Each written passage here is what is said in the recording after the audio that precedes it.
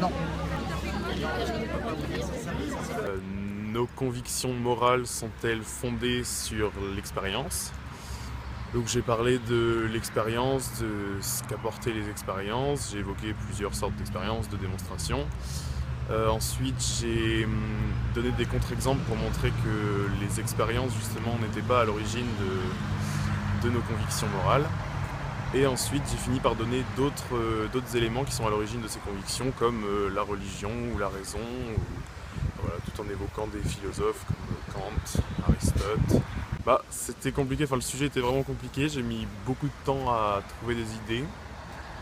Mais bon, une fois que j'avais un plan, ça allait, j'ai réussi à bien formuler mes idées, mais j'ai mis beaucoup de temps à les trouver.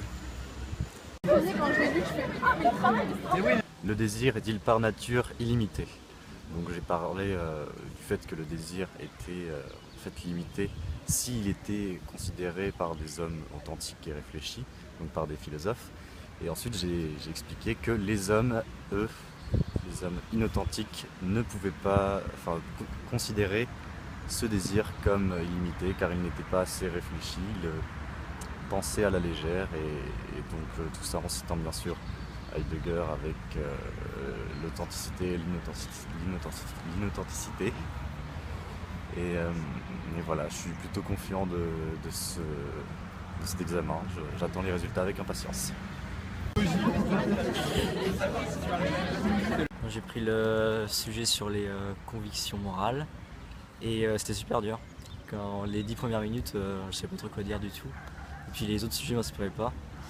Et donc du coup, au final, au fil du temps, j'ai quand même réussi à vraiment trouver des idées. Au début, j'ai parlé de l'expérimentation, ce qu'elle apportait à la conviction morale. Dans une deuxième partie, j'ai donné les limites de cette expérimentation.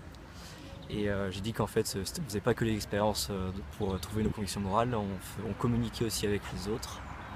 Et au final, j'ai dit que le fondement de la morale, c'est Kant qui avait trouvé une sorte de réponse en disant que c'était par la raison qu'on pouvait y arriver. Donc voilà, j'ai cité que Kant au final, mais en fait je suis assez content. Voilà.